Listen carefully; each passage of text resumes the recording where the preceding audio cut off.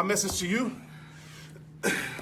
is that just because you get a rejection, just because you get a no, just because you don't have support, just because you got a bad past, doesn't mean you still can't give your greatness to the world. Doesn't mean you still can't progress your life. Doesn't still mean you can't grow your vision.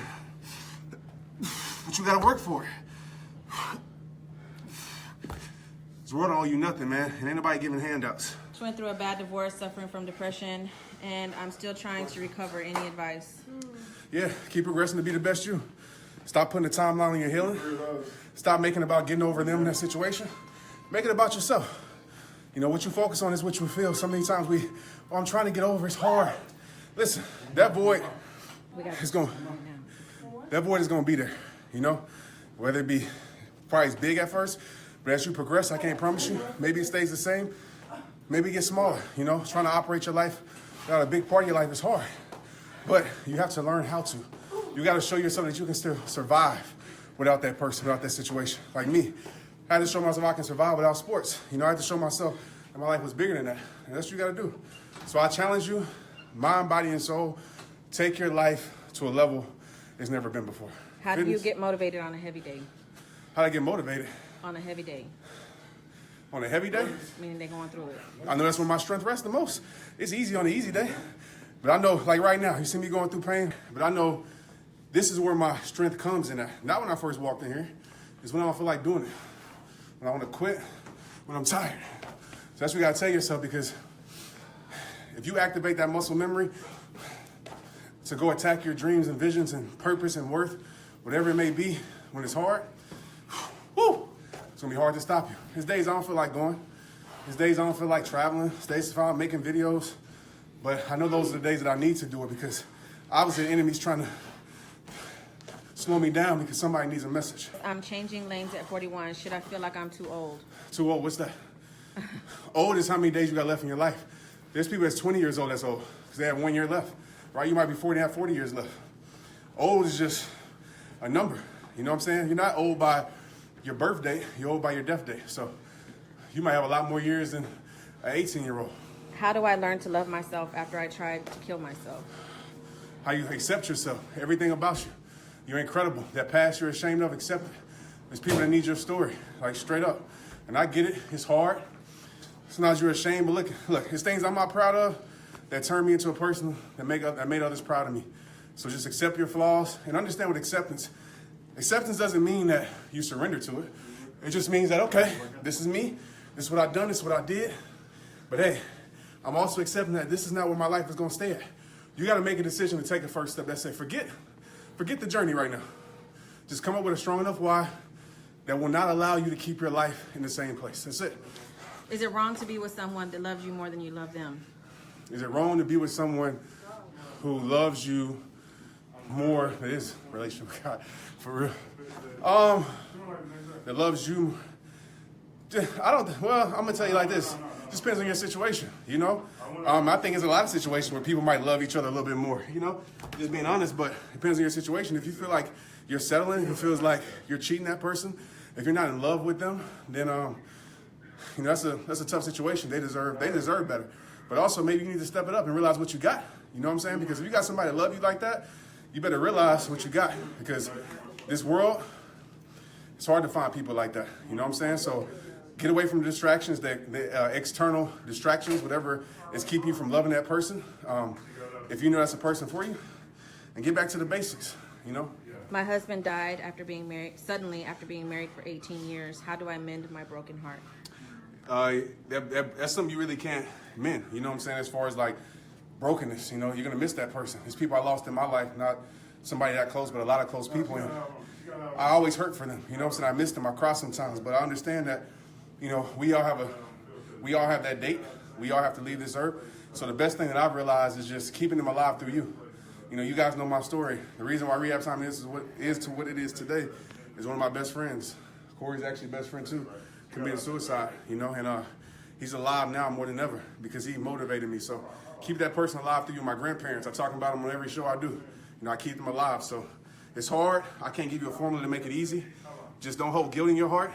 Think about all the good memories because that's how they want you to remember them. and just keep giving them to the world, you know, as best as you can. What would you tell people that are single and can't find anyone? It gets so depressing. Stop looking, you know, stop searching. You know, you got to learn how to be lonely and alone. You got to learn how to love yourself to a point where, you know, we all want somebody, we all need, you know, we don't need nobody, but we all want somebody, wish we had somebody, nothing wrong with that. But when you sit there and you're seeking, you know, to fill that void, you usually settle and get in a bad situation. So love yourself more. Let God show you how to love yourself even when you're lonely. That's when I learned how to love myself at my rock bottom, my loneliest moments. God showed me what true love is and feels like. So, you know, keep focusing on you. I know that's hard to do, but it's a must. I have terminal cancer and I'm dying. My husband is a great man, but what will happen? Like, how can I help him when I'm gone? Like, what will help him when I'm gone? Just keep living your best life. You know, who knows when that time is up? You know, I know the doctor's reports say this and that. Nobody knows. You know, keep your faith. Faith will make you well, and just keep giving your best to him. You know, everybody that's watching this, none of us know. You know, you might have terminal cancer, and you might live, you know, who knows how long. There's somebody who might be perfectly fine. We see it all the time, and today's there forever, right? It is today. So everybody out there, live your best life, because the only thing you're going to leave here is memories, man, to your loved ones every single day. What matters most? And I think by you experiencing this, you know, maybe you realized it before, but now more than ever, you realize what matters most. And I want everybody watching this to realize that it's not about money. It's not about followers. It's not about likes. It's not about cars. All those things that the world tries to preach to us. It's about appreciation, love, and memories. So make sure you give love and make sure you make memories every single day. Straight up. How do you know when enough is enough? When you just ask yourself that question? Seriously, I'm not trying to laugh at you, but that's serious. Like, you got to ask the question, then more than likely you know it. You know, because whatever it is in life, if it's giving you questions more than they giving you answers, then you know. You never have to, I'm not going to say never. Let me take that back. You rarely have to question something that's real. If you always question it, it's the reason why you question it. So pay attention. And nobody's realized, man, like, people are going to people are going to get away with what you allow them to. And I'm not telling you to build some big fence over your life to keep everybody out, because you don't want to live a lonely life. You want to give love. You want to give your trust. But also know when somebody's disrespecting your boundaries, somebody's disrespecting your standards, man. And don't accept it, man. Disrespect shall not be tolerated. Like, for real. How do you deal with the guilt and disappointment of moving away from or walking away from your family and everything you know in order to be a better you? Be a better you. You know, if you have to move, I don't know your whole situation, so it's hard to speak on that, but become a better you. I always say this, you know, people who follow me know I talk about it a lot. You should be selfish at least 1% of your day, because when you're selfish, like me right now, I'm being selfish, right? I'm working out, it's about me. But I know me in the best shape I can be in, me in the best mood with the energy I'm getting this morning, you know, it's going to result in me being a better me for you guys. Focus on that. Focus on being a better you for people who need you to be, right? And I think if they grow from you being a better you, they benefit from you being the best you, I don't feel that's selfish, you know what I'm saying? I don't feel like you should have guilt because you're working on being the best you. Like I said, I don't know your situation, so take it in context. How do you motivate a child to keep moving forward and believe in themselves when they have grand mal seizures, yet they love sports? They love sports? Just keep planting seeds in their life, keep being an example, you know, and tell them that their life, I know they love it, I love it, but their life is bigger than sports. You know, let them know they can use their life in so many other avenues, just in one field. You know, that's what I'm about. I'm about using my life, right? Purpose. Purpose is not something you search for. You are purpose. And what we look for is how can we use our life in different ways and different avenues. So let that person know that they might not be able to play sports because they're a sickness, but also there's other avenues they can motivate, inspire, impact the world besides sports. You know, so you got to keep planting those seeds. Sometimes it's hard for people to grasp. I know I didn't want to hear it when I was in it, but I'm glad that I realized my life was bigger than just one area of my life. How can I ever trust again after being betrayed repeatedly? That's your past, man. Everybody deserves, I feel like, a clean slate, right? Because you don't want the hearts that didn't love you to keep you from the one that will. And a lot of times we allow that. I've been guilty of that as far as in my life, allowing things in my past to prevent me from building relationships with people that could really benefit my future. So you have to remind yourself that, you know, that person is not everybody. You know, you can't label all from the mistakes of one. And so I always tell, because people ask like, well, what about trust? Like, well, you can't trust nobody. For me, I always give my trust because I always know I can take my trust back. But I realize when I give my trust, I have certain principles and standards, right? If somebody does something, I know I can kind of reel my trust in. I know who they are.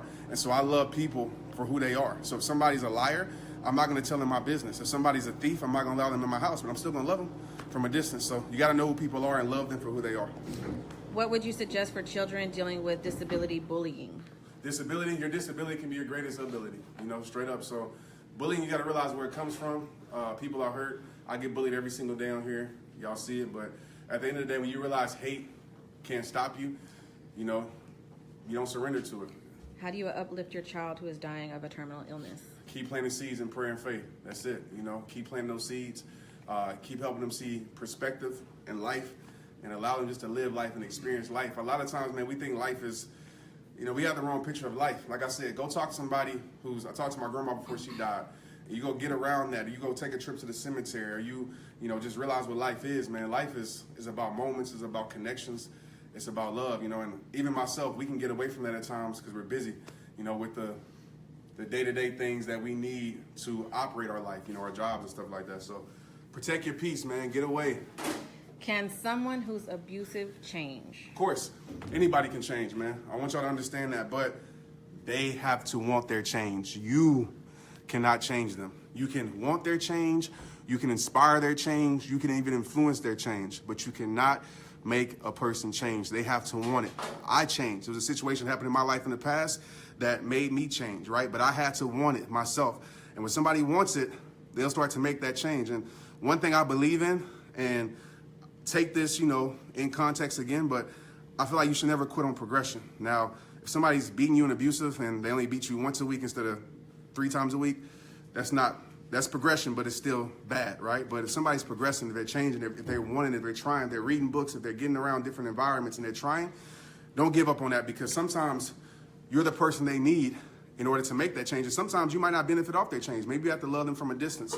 So understand that. Reach out to somebody and that that's trying to live a vision, a dream, or trying to make a change, and just tell them you're proud of them, because like I said, it's that encouragement that we get from people that are close to us, or maybe you don't even think they might need it, but your simple words can make a big impact in their journey. Sometimes all somebody needs is that, I'm proud of you, I see you making moves, look at your growth. And when they hear that, they can be like, man, it just inspires them to keep going, and they might hold on to that forever. Think about it. It's probably somebody in your life, negative or positive, that planted a seed in your life. I know with me, at a point when I was living in my limitations, it was the negative seeds that I was holding on to that people planted a long time ago. But now it's the positive seeds in my head from you guys, right? The message that you sent on my team that keep me going, right? And I hold on to that forever. Let's get it.